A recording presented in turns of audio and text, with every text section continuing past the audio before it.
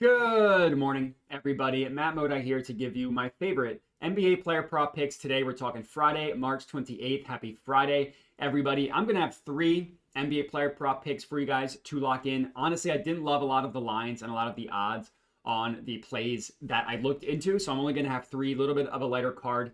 Luckily, all three are plus money bangers because, of course, that's how we do things here.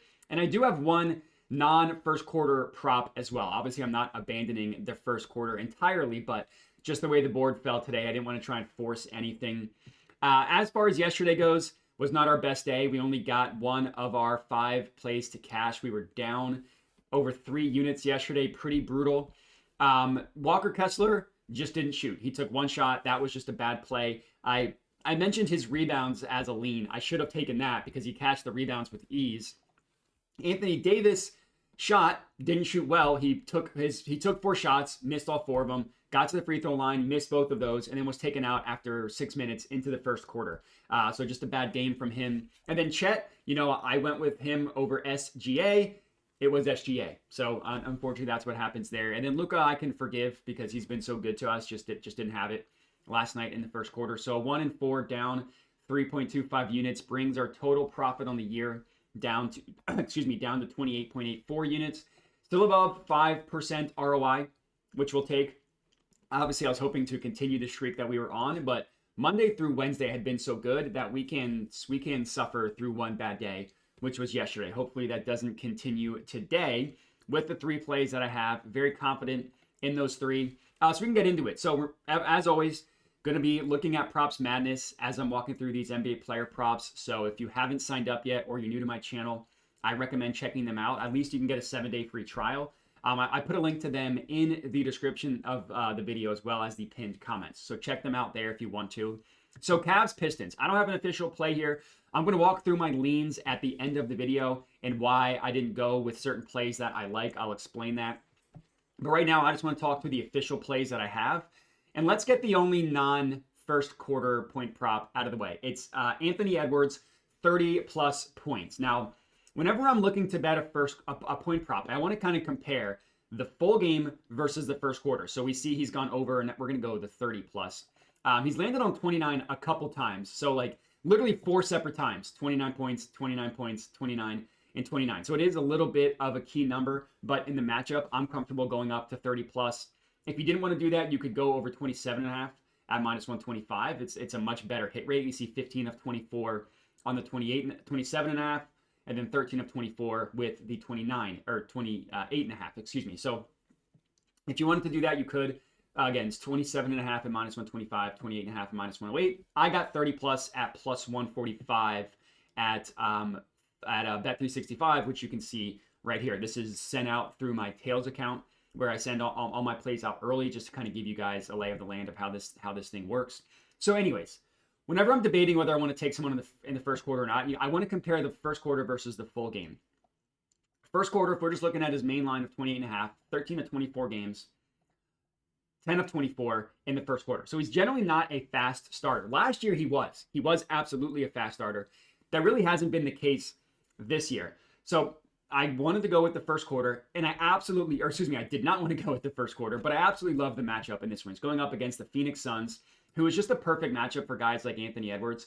Number 1 ball handlers, guys that have the ball in their hands a ton, just annihilate the Phoenix Suns. You go through the list, 9 of 13 players have hit their point prop over against the Phoenix Suns by an average of 4 points above what their over-under is priced at, with an average difference of 16%. So his over-under is 27.5 or 28.5. More often than not, guys are hitting their over against the Suns, and then more often than that, they're smoking their over against the Suns. Let's look at the head-to-head here. Now, he missed it in the first game, only took 14 shots. This is not a great game from Anthony Edwards. After that, 33 points on 20 shots, 44 points on 22 shots, got to the line 14 times, took 14 three-pointers. That's what we're looking for from Ant, these 30-plus bangers that he's put up against the Suns.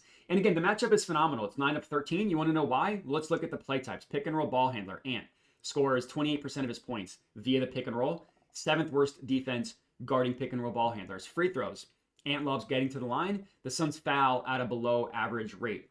Transition, Ant scores another 15% of his points there. 5th worst transition defense in the NBA. The Suns defense is just an absolute train wreck And this free throws thing, I mean, when he's played the Suns, got to the line 8, 9 times, 14 times, and then only 3. So this first one is an outlier negative. The other 2 is exactly what we're looking at. So I really like this one for Anthony Edwards. It's why I'm comfortable going with the 30-plus number for the juicy odds as opposed to taking the 27.5 or 28.5. Because when guys go up against the Suns, they smoke their over. And you go through the list. I mean, like it's Luka hitting his point prop 32.5, scoring 33 points. We already talked about Ant. It's Harden hitting it in one game, then missing in the other. It's Trae Young putting up 40 points against them. It's Maxey putting up 30 points against them. Luka earlier this year putting up 40 points. It's just a phenomenal matchup for guys to score against the Suns. So I'm taking it. This is our only non-first quarter point prop, but it's one that I really, really like.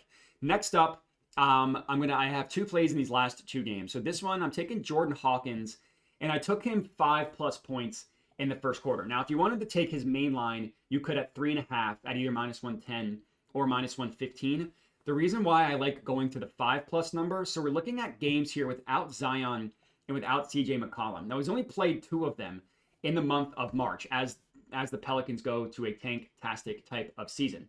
In those 2 games, the most important thing here is the volume and the minutes. I like the fact that he went over in both of them, but what I really like is the fact that he played 9 minutes in the first quarter here, 11 minutes in the first quarter here, took 9 shots. This was the Pelicans' most recent game of the most recent game that he played. Took 9 shots, 6 3-pointers. And the other game took 5 shots, took 3 3-pointers. So basically, if he's making 2 buckets, he's probably making one of them, if not both, as a 3-pointer. Now, this game against the Sixers, he did not make a single 3-pointer. He took 6 of them, and he took 9 shots totally. He made all 3 of his non-3-pointers. So that one is a little bit of an outlier in the other way, and he still went over. So the 5+ number, I got it at +125. That was the official bet that I locked in at Bet365. Jordan Hawkins, 5+ points, +125 odds at Bet365. Again, if you wanted to be safer, you could take the over 3.5. I just think that it makes sense to go 5+ because it's unlikely that he lands on exactly 4 points. Now, we're going off of a tiny sample size here, of course, but it's really it's really what we only have to go off of based on what we know about the Pelicans right now. I mean, you look at all these guys out. I mean, Brandon Ingram's not on the team anymore. Trey Murphy, out for the year. DeJounte Murray, out for the year. Brandon Boston Jr., I don't even know much about him. I know he's out for tonight. Herb Jones, out for the year. And then obviously Zion and CJ are healthy, but they're out tonight specifically. So I really wanted to look at what has happened recently with Zion and CJ out of the lineup. He's playing 9, 11 minutes in the first quarter, taking 9 and 5 shots. So I like that. I like it from that perspective a lot. The matchup is also really good. 13 of 15 guys with his scoring profile have hit the over against the Warriors, and it's 2 of 3 since the All-Star break, which I also like to see. Now, that's Quentin Grimes won 44 points on an over-under of 12.5. That's a little bit of an outlier, but Malik Beasley scoring 17 points, over-under 15.5. That looks good. And then the other guys are kind of like these spot-up shooters that perform well against the Warriors. Max Christie, Klay Thompson, Isaiah Joe, all of them having success. Now, Hawkins' majority of his points comes from transition, which the Warriors do have a transition defense. Next up is spot up, and that's the most important thing here. They allow the 5th most spot up points in the NBA. So guys who have their ball in their hands a lot, which I don't even know who that's going to be at this point. But Hawkins is kind of like an off-ball, secondary, not even playmaker, but just kind of like a bucket getter. So I like for him to have the best game from a scoring perspective. Now, the full game point prop of 15.5, I honestly think is a no-touch. I mean, the volume is there. 10 shots, 14 shots, but we see that the majority of his volume comes in the first quarter. 9 of his 14 shots came in the first quarter. 5 of his 10 shots came in the first quarter. He went over his first quarter point prop in both of these games and under his full game. Now, he shot horribly. I mean, 5 of 10 isn't terrible, but 2 of 5 from deep. We're hoping for a little bit more volume if you take his full game over the course of the game. In the game against the Sixers, he just couldn't make anything. 4 of 14 from the field, 1 of 9 from deep. So I probably would feel a little bit scared taking his full game, which is why I like the first quarter in this one specifically. I do have plays where I do like the full game. It's just not with Hawkins specifically. And then our last official play here is Christian Braun on the first quarter points, plus 100 odds at ESPN Bet. This was the exact bet that I locked in. You can also get it -105 at Bet365 at Hard Rock. And even at -115 at Flip, I would take. So this was I say play 2. These are in order of I send them out. And then when I talk about the YouTube video, I just go in order of when the games are played. But either way, this is what we're locking in here. Christian Braun over 3.5 first quarter points. Locked this in on ESPN Bet. They let me bet $5 on this one, so thank you to ESPN Bet. But what we're looking at here is the matchup against the Utah Jazz. The Jazz, 30th out of 30 in transition points. That's where almost a third of Christian Braun's points come from. Next up, spot up. They are the 10th worst spot up defense in the NBA as well. And we don't have any defensive data off of cuts. Knowing what I know about the Jazz and off-ball guys, they're probably bad. I just can't tell you that. And then Braun also likes to get to the line, and they're below average fouling. They're not terrible, but they are below average. You hover over the matchup here per Props Madness, you see a lot of green. 30th. Now 7th is just his shot zone, which is the restricted area. But you look at points in the paint, they're 25th. So yeah, they don't allow a lot in the restricted area, but they allow a lot in the paint, and I care a lot about that. And you just see a lot of green. And you want to look at how Christian Braun, first quarter over in 15 of his last 24 games. Now the full game is also good. So here is a situation where I would take the full game if you cannot take first quarter. I would take him 15 points. I think you might be able to get plus money at Hard Rock and Bet365, so I would check those two out. But I would still take it at 15 points as well. So you're good to go there. Now, there's a couple reasons why I like this for Christian Braun. You look at how he has performed in the first quarter against, now we're going over 3.5. So I'll take, why did that look different? You want to look at how he has performed against teams in the bottom half, guarding transition. So that's what we're doing here. Opponent rank versus DPT, which is transition. We're looking at teams ranked 16 through 30, so the bottom half. And remember, the Utah Jazz are 30 out of 30, so it's theoretically as good as it gets. I think it was 37 games. Yeah, 37 total games. Scored over 3.5 points in the first quarter in 27 of those 37 games, averaging about 5 points per game in the first quarter, about half a point above his season average. You want to look at the full game. It's not as good, but it's still good. It's still over 50, almost, it's 55 above percent of the time he's scoring 15 or more points. The thing with this game tonight, I also like the fact that he missed it. And what's this like? Oh no, it keeps going to 3.5. Never mind. So yeah, 27 of 37 in the first quarter is good. Now the injury situation is a little bit wonky. Jokic is probable. Michael Porter Jr. is probable. Aaron Gordon is probable. So those three guys are going to play. The only one that is a question mark is Jamal Murray, who was listed as questionable with hamstring tightness. My guess is that they're going to sit him because you don't need Jamal Murray against the Utah Jazz, so you might as well, especially with a hammy. You don't want to mess with the hammy. But I'm good if Jamal Murray plays or not. You look at the filters. We want to look at with Jokic, Murray, Porter, and Gordon, the main four. Over in 17 of his last 32 games, which isn't amazing. But what is amazing, if you scroll a little bit more, you go to the recent games. It's 13 of his last 17 with all four of those guys in the lineup.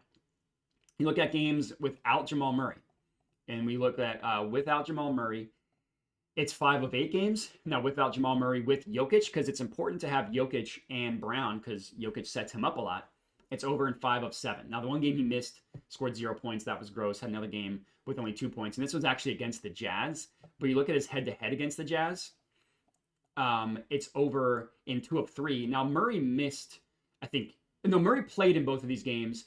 Aaron Gordon missed 2 of them. So and then the one game that he went under, Murray happened to miss. So he's never played the Jazz with a fully healthy Nuggets. One of them's always missed, but the matchup is really good on paper. He's been good, even though Gordon missed 2 of these games, but Jamal Murray played, and in this game where Gordon played, Murray missed. Either way, I like this one a lot for Christian Braun, over 3.5 first quarter points. And again, I would take his full game point prop as well. Actually, it's over in 3 of 3 against the Jazz. So even the game he missed in the first quarter, he cashed in the full game. So he started slow, ended hot. So I like this one a lot for Christian Braun. Couple of leans that I looked into, but I couldn't quite get there. It was mostly line or odds, the reason why. So Tobias Harris, he's been a first quarter king for us. They pumped him up to 5.5 for even money, or 4.5 at -140.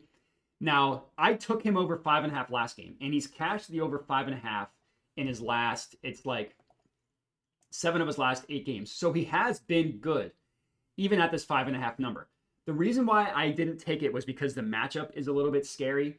The Cavs are a tough defense for someone like Tobias, who can't really create his own shot that well. From a play type perspective, it doesn't look terrible.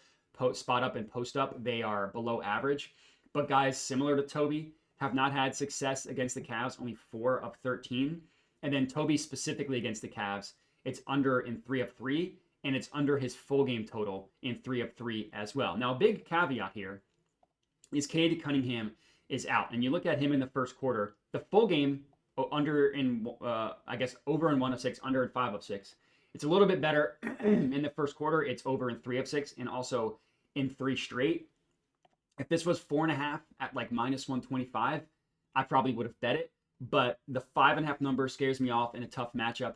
Another guy that I really, really liked and I wanted to take is Malik Beasley, who's a monster, but I'm not like over 2.5 first quarter points is minus 160. So I'm not touching that. You could go over 3.5 for minus 110 at flip. Only once did he land on exactly 3 points. That's probably the pivot I would go for Malik Beasley if you did want to take this one, because he's just going to come in and chuck shots. Even if you look at without Cade Cunningham, or excuse me, just look at normal games. It's over the 2.5 number in 16 of 24, but that 3 is kind of a key number because he comes in and hits 1 3-pointer. You're good to go. And his minutes are a little bit scary as well. He doesn't play. He plays about half the first quarter. He might play more because Cade is out. I don't know if they're going to put him in the starting lineup or not. It's 8 minutes in the first quarter without Cade versus 6 on the year, so he probably will play a little bit more. I just didn't want to force it, which is why I didn't go with it. Another one that I looked at, in Duren, I kind of like, not his first quarter points, actually his first quarter rebounds. So we see it's over in 13 of 24, minus 120 odds. Against the Cavs specifically, it's over in 2 of 3. The reason why Duren, I don't think, should be a first quarter guy is because of the foul situation. If he picks up 2 early fouls, which he loves to do, he'll only play 4 minutes in the first quarter. And you want to look at this head to head. 2 games he went over, 7, 8 minutes in the first quarter. The game he went under, 4 minutes. You want to know what happened in this game? He got in foul trouble. You look at the year, if he plays at least 6 minutes in the first quarter, he's getting 3 boards. It's a 62.5 hit rate, 60% on the year. When he's playing 6 minutes, you bump that up to 7. It's even better. But we don't know if he's going to play the minutes because he likes to get in foul trouble. You do the opposite. You limit it at 7 as the max. It's over in only 13 of 36 games. So the minutes are too scary. Not a bad play here would be his rebounds, over 10.5 at plus 108 at FanDuel. He's been really good as a rebounder recently, 19 of his last 30 games. This kind of coincides with he started fouling less. The matchup is good on paper. 9 of 15 guys have hit the over against the Cavs with a similar rebounding style to Jalen Duren. You look, they're 12th in terms of rebounds allowed, but 18th to the center position. And it makes sense because like when you play the Cavs, you're guarding Jared Allen and you're close to the basket. So you're just gobbling up every rebound. His head-to-head doesn't look great. It's under in 2 of 3. One of them, he had 10 rebounds on 18 rebound chances, only played 22 minutes. Want to know why? Foul trouble. The first game, he played a lot. 29 minutes is good. Only got 7 rebounds on 16 rebound chances. You're hoping more than 16, but he doesn't defer a lot of boards, especially without Cade. Like his rebounds are a little bit spotty in terms of without Cade, like it's only over in 3 of 7. But you have to look at the matchups. Like the matchups are kind of tough for him. Now this one was a good matchup. Played 24 minutes. They won by 26. But 18 rebound chances, got 12 of them, 13 of 19. Only played 13 minutes in this game. I think he got in foul trouble in this one. And these are all at the beginning of the year. But in general, when he's getting 16 rebound chances, he's getting 11 boards. Like it's a 75% hit rate when he's getting 16 rebound chances, which is what he's had in all 3 games. Now, we happened to go under in 2 of those 3, but I think that's more of an outlier than anything. So if I'm placing a bet on Jalen Duren, I'm taking his full game rebounds at over 10.5 at plus 108. Another first quarter one that I looked into, but the odds were terrible, is Claxton. So over 2.5 is plus 145. Over 1.5 is minus 140. And that 2 points is a very key number for Claxton, which obviously makes sense. He gets 1 dunk. He's cashing you over 2.5, but he's not cashing you over 3.5. I don't want to touch minus 140. If you wanted to like parlay him, Nick Claxton, and Beasley, and over, I guess him over 2.5, that's like not a terrible parlay. You can get decent odds on that. I don't really like to do parlays a lot, especially like de-juicer ones. But I do think that was a decent look. Is Claxton, again, if you can get the 1.5 at minus 135 or work, like minus 140 is just a little bit too rich for my blood, so I couldn't quite get there. And then on the Knicks Bucks side, Giannis in the first quarter is interesting. There was a stretch, like if you look at the first quarter, there was a stretch where he was, at the beginning of the year, he was mostly playing all 12 minutes. Then he got hurt. He hurt his calf, and we see his first quarter minutes go 9, 5, 5, 8, 9, 9, 9, 10. So 8, like basically what I'm trying to say here is he went a full 2 months, 6 weeks without playing all 12 minutes in the first quarter. And now he's done it in 2 straight games, 12 minutes, 12 minutes. Now the play here for the first quarter with Giannis would actually be the rebounds as opposed to the points. It's a tough scoring matchup for Giannis, but it's a pretty good rebounding matchup. Now he missed it in his last game, playing all 12 minutes, 6 rebounds the game before then. But if you look at the season for Giannis, it's over 3.5 in 32 of 60 games, but it's all about the minutes. Like, you want to know this stretch of green where he was getting 3 rebounds in every single first quarter, or 4 rebounds in every single first quarter. It's when he was playing all 12 minutes. Like, you take out the games where he didn't play where he didn't play a lot in the first quarter, you limit it to 11 and 12 minutes. It's 21 of 30, which looks good, but it's really it's 14 out of his last 15. The only one he missed was his most recent game. So if he plays the whole first quarter, he's grabbing 4 boards. He's played the whole first quarter in 2 straight games. I just don't know if that's going to continue. He missed last game, so either he's injured, so he's not going to play the full first quarter, or they're resting him and he is going to play. It's just I didn't want to mess with it. But if you're confident in the Bucks rotations, then yeah, this is a good look on the over 3.5 first quarter rebounds. Brook had been a first quarter king for us, but they bumped him up to 4.5. You need to get Brook at 3.5, and it's a hugely key number for him. 3.5 versus 4.5. Without Dame, the 4.5 number is pretty good, 8 of 13, but the 3.5 number is a lot better, 10 of 13. So really nothing doing there. And then the last one that I looked at in terms of the first quarter was back in this Suns-Wolves game. I know I didn't want to do Ant. Julius Randle is quietly a minor first quarter king at the 4.5 number. Now they bumped that to minus 130, so we're paying pretty bad odds. But the thing with Randle is he's actually a lot better when Gobert is out. You look at him in games without Gobert, it's over in all 4, literally 4 of 4 without Gobert. With Gobert, it's not terrible, but it's not as good. Now, he's been awesome recently. Like, you look at his last 10 games, 7 of 10, and really that's 7 of 8. So if you think like this recent thing with Gobert for Julius Randle is going to be is going to continue, then you're getting a pretty good price. Twice he landed on exactly 5, but it's still 5 of 8 on the 5.5 number, which again isn't terrible. And the matchup is good as well. I know I liked it for Ant. It's also good for Julius Randle. 10 of 13 guys have hit the over against the Suns. Or excuse me, against the Suns with his scoring profile. And head-to-head, he's been decent. The one game he missed, he had 4. The other 2, 9 and 11. So really, you can't go wrong with Ant and Randle. I like the matchup a little bit better for Ant, which is why I went with him. But if you wanted to go Randle 20+, or you wanted to take his first quarter points, if you're okay with the minus 130 odds, I wouldn't blame you. But I'm only going with the 3 official bets that I locked in, which we can recap real quick and then get out of here. It's Christian Braun, over 3.5 first quarter points. Jordan Hawkins, 5+ first quarter points, and Ant, 30+ points, so not going with the first quarter play for him. Only 3 plays here.